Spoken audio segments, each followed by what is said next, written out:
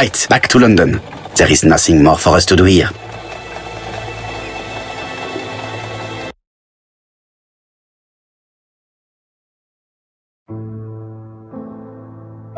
Japp has decided to reveal details to the press. The alphabet murder is now famous. It is not a bad idea. The more people who know, the greater our chances of finding out something of interest. Poirot, I have a bad feeling.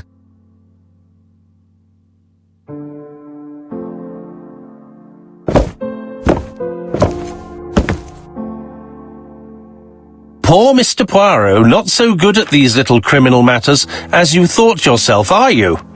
Rather past your prime, perhaps. Let us see if you can do any better this time. This time, it's an easy one. Churston on the 30th. Do try and do something about it. It's a bit dull having it all my own way, you know. Good hunting. Ever yours, ABC.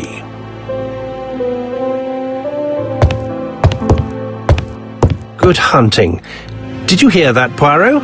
The murderer seems to be taking it all as a game, a challenge. He will strike on 30th in Churston. We must warn Scotland Yard.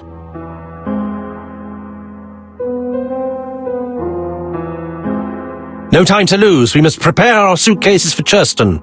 Mon Dieu, it is already 10 o'clock. I will call Scotland Yard immediately.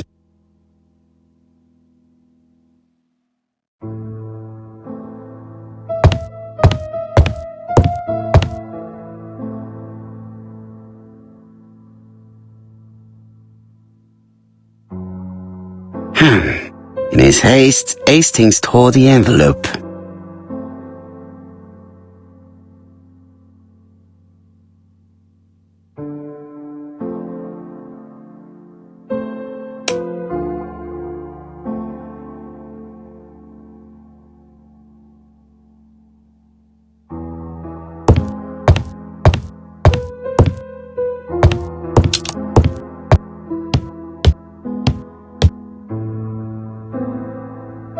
Daily Flicker, July 30, 1935.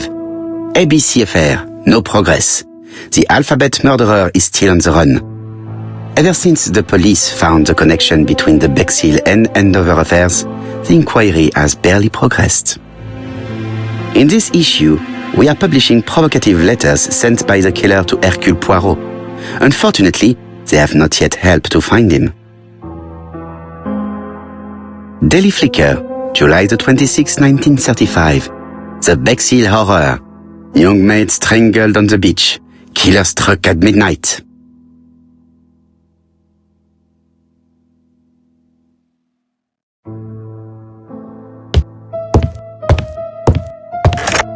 Hello, Japp. We received a new letter from ABC in the 10 o'clock post. Where and when? In Churston. Today. Today? I'll inform the population immediately. I'll check the train times. Call me back.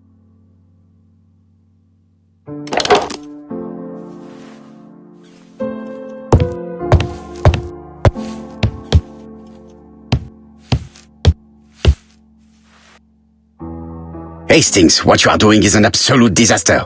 That is no way to pack suitcases. Heavens, we must hurry. We have to get to Churston before the murder. Hastings' order and method are always necessary, regardless of the circumstances. Okay. I'll let you pack them. All the same, it really is a disgrace to leave your belongings in such a mess.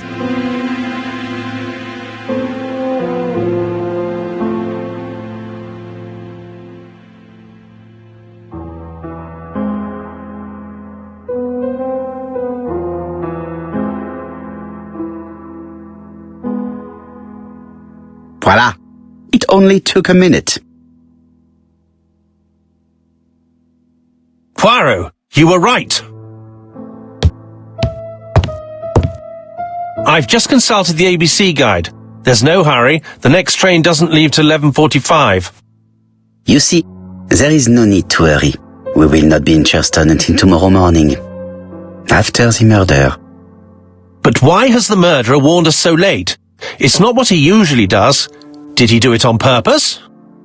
Very good question, Hastings. We should also compare the letter we have just received with the other two. Although I have very little doubt about what we will find.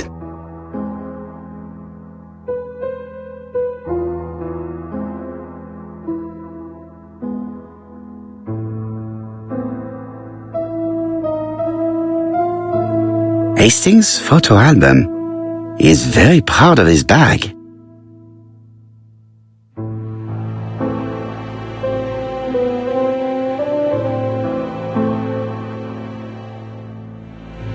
We've missed the 6:45 train, but we have plenty of time to catch the night train.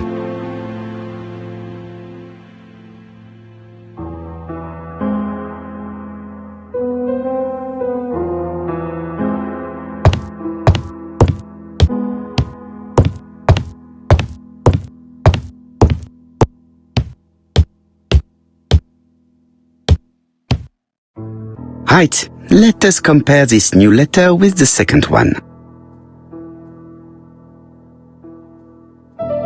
Let us examine this more closely. Certain characters in the two letters may have similar defects. Yes, this I is weird. Right, let us compare this with the other letter. Yes, the I characters in the two letters do indeed have the same defects.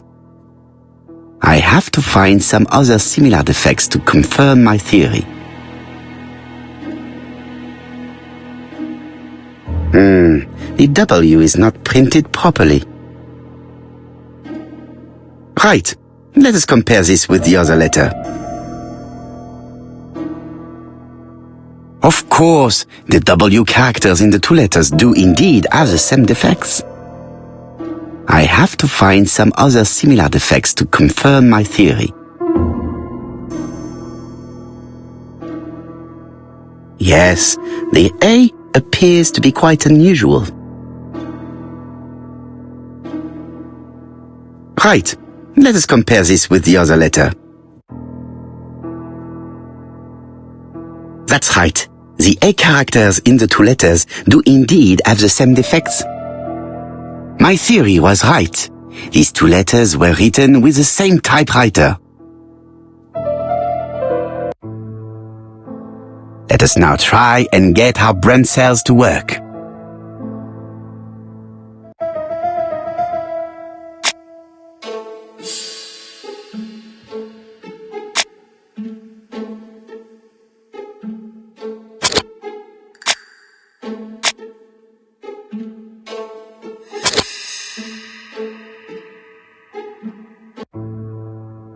The letter should have arrived in time.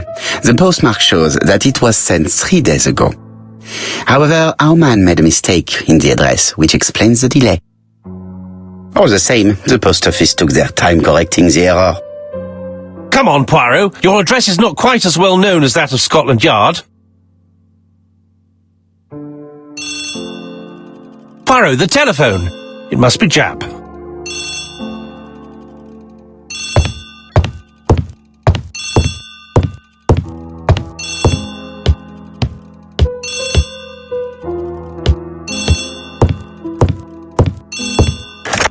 I have some news from Churchton. Bad news, I'm afraid. Sir Carmichael Clark was murdered while out on his evening walk. Sir Carmichael Clark. The name is familiar to me. He was a famous throat specialist, one of the best in London. A wealthy man, he retired to Combside, a beautiful house by the sea. He collected antiques. Are you going there? Yes, let's meet on the train.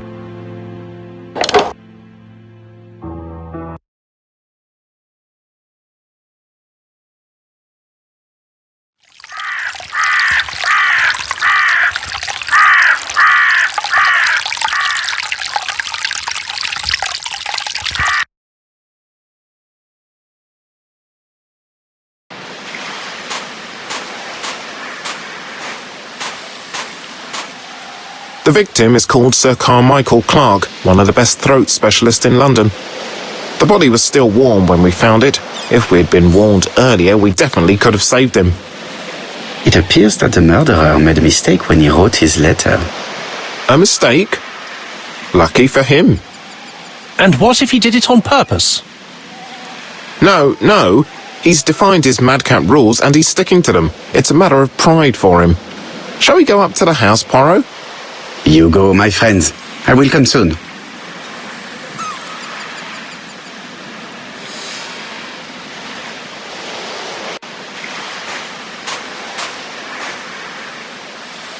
Jap has emptied the victim's pockets and has laid out their contents on this piece of wax cloth.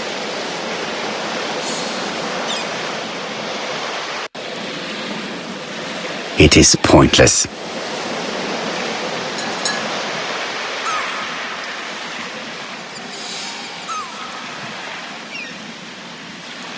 An Oriental dragon. It's an old piece, much older than the pocket watch on which it was fastened.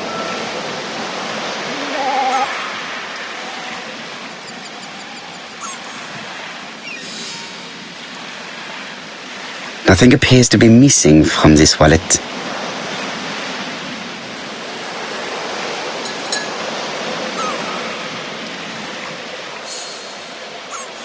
A signet ring, very probably with the Clark family's coat of arms.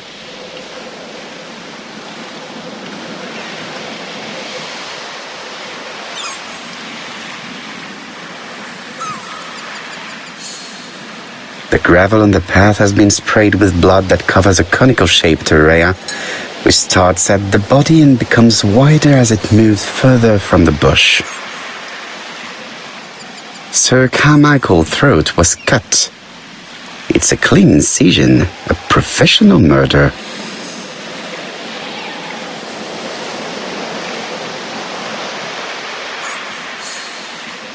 An ABC guide. The murderer's customary signature, covered in blood this time.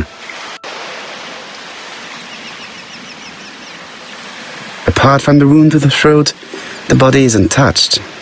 No cuts, no bruises.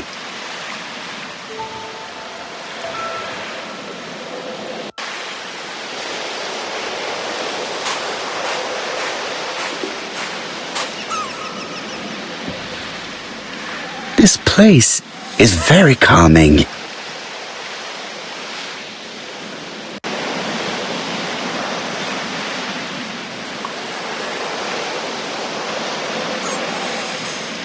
The site is exceptional. It is easy to imagine that Sir Carmichael used to enjoy stopping here every evening.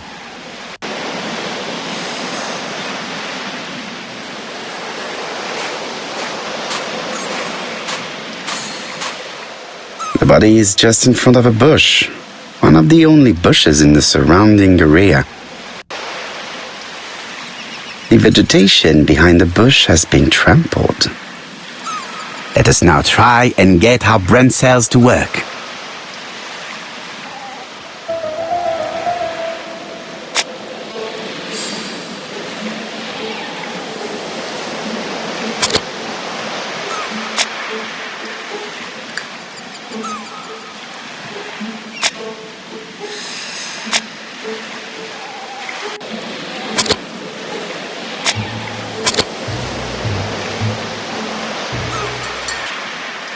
Sir Carmichael had his back to the bush when the killer cut the throat from behind. A fatal blow that sprayed blood over a range of more than 1 meter. Let us now try and get our brain cells to work.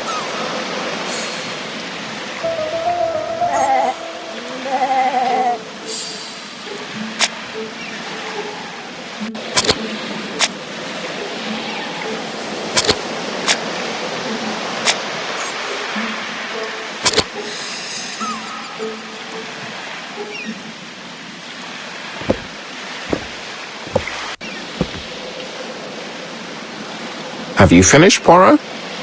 Chief Inspector, many questions remain unanswered, but I am certain of one thing.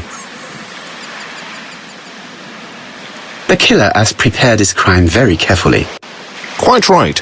He must have known Sir Carmichael's movements well to plan such an attack. The murderer struck with terrible savagery. Yes, blood flowed. It's the first time he's attacked a man. He armed himself accordingly. Have you spoken to the victim's family, Chief Inspector? I've spoken to the brother, Franklin Clark. I didn't get much out of him. He's yours. I must get the body removed.